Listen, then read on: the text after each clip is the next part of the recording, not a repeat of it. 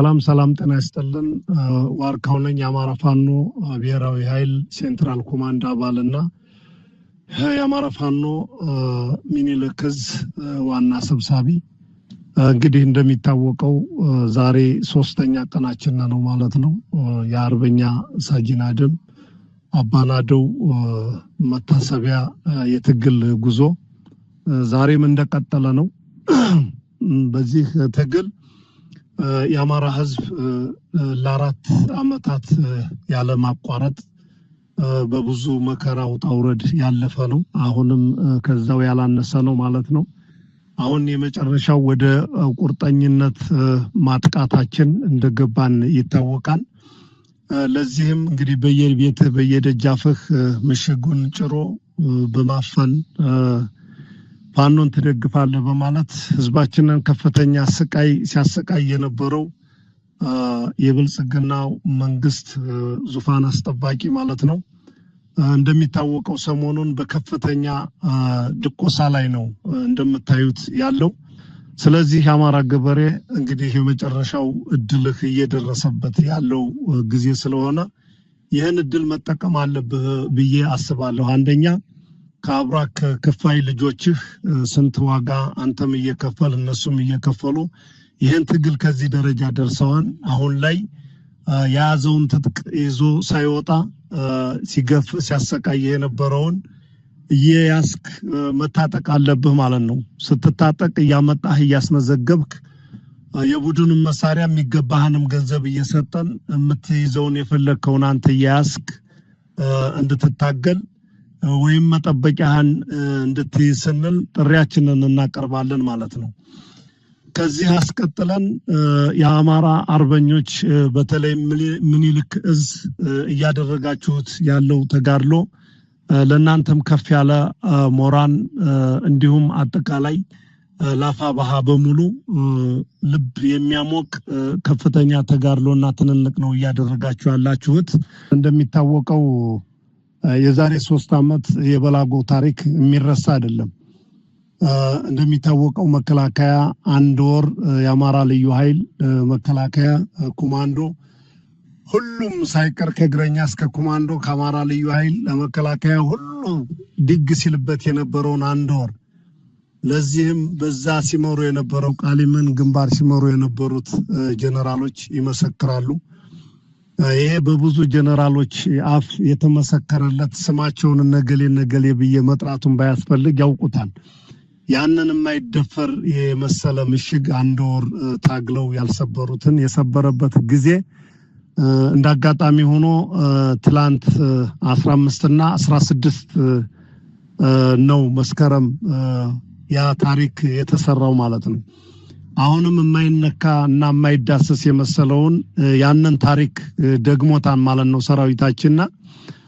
ስለዚህ የህዝብ ልጅ መሆኑን ቁርጠኛ ታጋይ መሆኑን የአማራ ፋኖ አርበኞች ሚኒልክ ዕዝ ይሄን ያስመሰከረበት ቀን ነው። ይችን ቀን ዳግም ሁለተኛ ጊዜ እየሰሩት ነው ማለት ነው። አሁንም ለሶስተኛም ለአራተኛ ጊዜ ይቀጥላል። ስለዚህ በያላችሁበት ድሉም ተግባሩም ከናንተ ጋር ይሁን። ጠላታችንም እንግዲህ እኛ እውነትን ስለያዝነ እንዴት እንደሆነ እያሳየነው ነው። ውሸትን የያዘ ምን ጊዜም የምባይ ካብ ነው። እንዴት እየተናደ እንደሆነ ይታወቃልና አርበኞች እንኳን አደረሳችሁ ለዚህች ቀን እየደገማችኋት ነው ያላችሁት። በዚህ ከፍተኛ ኩራት ይሰማችኋል። ይሄን ስታደርጉ ታዲያ ከአንድ ወታደር የሚጠበቅባችሁ መስፈርት ለማድረግ የሚጠበቅባችሁን ግዴታ ከዚሁ አስቀምጥላችኋለሁ ማለት ነው። አንደኛ የያዛችሁትን ሰራዊት የማንኛውም የሥርዓቱ አገልጋይ የመከላከያም አድማ ብተናም ሚኒሻም ማንኛውም የሥርዓቱ አገልጋይ የተማረከ ወታደር መግደል ለእናንተም ለትግልም የሚበጅም አይደለም። እንደ ትግል እንዳለም አቀፍ ህግም ያስወቅሳንም ያስጠይቃንም እንደ ሰባዊም ተገቢም እንዳልሆነ ካሁን በፊት ብዙ የተማማርንባቸው ነገሮች አሉ። ያንን በተጠበቀ መንገድ የማረካችሁትን ወታደር አንተ እንዲነህ አንተ እንዲነህ አንተ እንዲነህ የሚባል ስም አያስፈልግም። እየተቀበላችሁ ስርዓት ባለበት ማስቀመጫ ማስቀመጥ አለባችሁ ማለት ነው። እኛ ጋር የሚታገለው ይታገላል፣ ወደ ሀገሩ የሚሸኘው ይሸኛል። መቆየት ያለበት አካል ሊቆይ ይችላልና ይሄን መርህ እንድትጠብቁ ስል አደራ እላለሁኝ። ሌላውና ዋነኛው ነገር በመትቆጣጠሩት ቦታ የምትቆጣጠረው የራስህን ከተማ ነው፣ የራስህን ቤት ነው። ተባረህ ወጥተህ ተሳደህ የነበረው ነው። ዘለ ስትገባ ተቋሞችን የመንግስት መስሪያ ቤትን የህዝብ መገልገያ ናቸው፣ የሥርዓቱ አይደሉም። የህዝብ መገልገያ ስለሆኑ ባንኮችን ማንኛውንም መስሪያ ቤት መቆርቆር፣ መስበር፣ ምንም ነገር መነካካት ያው ከማንኛውም ከወራሪ ወይም ከሌብነት ማንኛውም ሌባ የሚያደርገውን ተግባር ካንተ የሚጠበቅ አይደለም። ይሄን አደራ ላለሁኝ ማለት ነው። ህዝቡም በየተቋሙ በየመስሪያ ቤቱ ጥንቃቄ እያደረክ ነው ማለት እንዳለብህ መጠበቅ እንዳለብህ ልጆች መምከር እንዳለብህ ጥሪያችንን እናቀርባለን ማለት ነው። ሌላውና የመጨረሻው ይሄ ብልጽግና ነው፣ ይሄ እንደዚህ ነው፣ ይሄ እንደዚህ ነው እያሉ ከሰው ቤት ገብቶ መፈተሽ የሆነ ነገር ማድረግ እርምጃ መውሰድ ይሄም የተከለከለ ነው። ትግልን ይሄ የሚያስረዝም እንጂ የሚያሳጥር አልሆነምና አይሆንምና ይሄንም አደራ እንላለን አጥብቀን ማለት ነው። ሌላው የመጨረሻው ለቀይ መስቀል ጥሪያችንን የምናቀርበው በርካታ ቁስለኛዎች ስላሉን እያሳከምን ነው ያለነው። እኛ ተዋጊዎች ነን። እንደሚታወቀው ከፍተኛ ድጋፍ ያስፈልገናል። የማረክነው ምርኮኛ በጣም በርካታ ምርኮኛ ስላለብን ቁስለኛዎችንም እንዲያሳክምልን እንጠይቃለን። ምርኮኛዎችንም አጠቃላይ ቢረከበንና እንደ ሰብአዊ የሚያደርገውን ድጋፍ አድርጎ ቢይዝልን ዝም ብለን ብንለቃቸውም እየሄዱ ድጋሜ እየተዋጉን እየመጡ ስለሆነ ስለዚህ ዝም ብለን ማስቀመጡ ደግሞ ካለው ያቅም የሕክምናው የኢኮኖሚው የምግብናው ችግር ሊገጥመን ስለሚችል ይሄን የዓለም አቀፉ ቀይ መስቀል ትብብር እንዲያደርግልን ስንል በአክብሮት ጥሪያችንን እናቀርባለን ማለት ነው።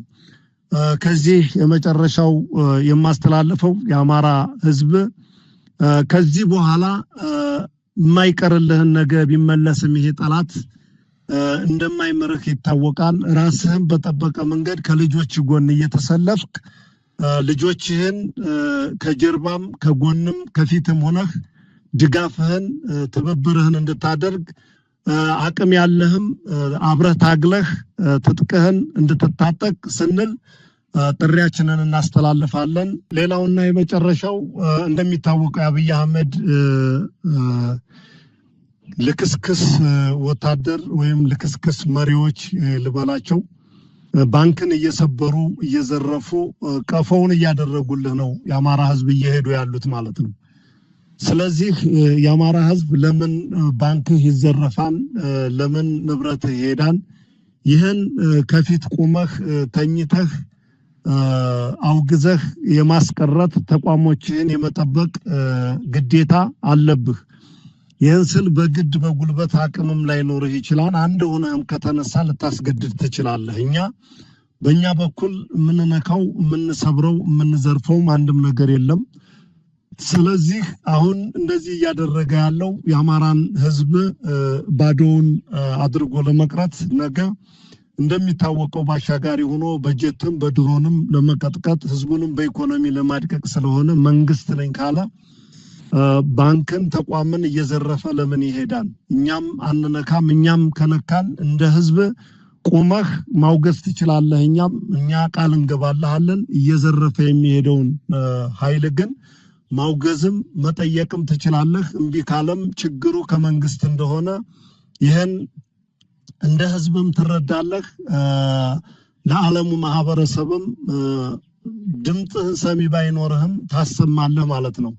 ስለዚህ ብትችል መንገድህን እየዘጋህ እየዘረፈ የሚሄደውን ነው ማለት አለብህ።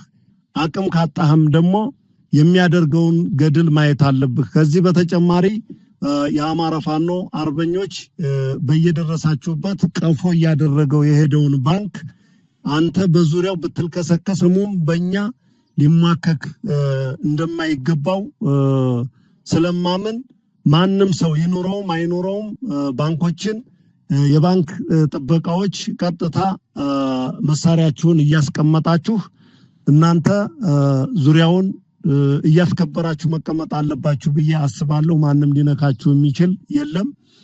ስለዚህ ህዝብም ተዘርፈ በመንግስት መሄድህን ማወቅ መቻል አለበት ብዬ አስባለሁኝ ማለት ነው። አመሰግናለሁ።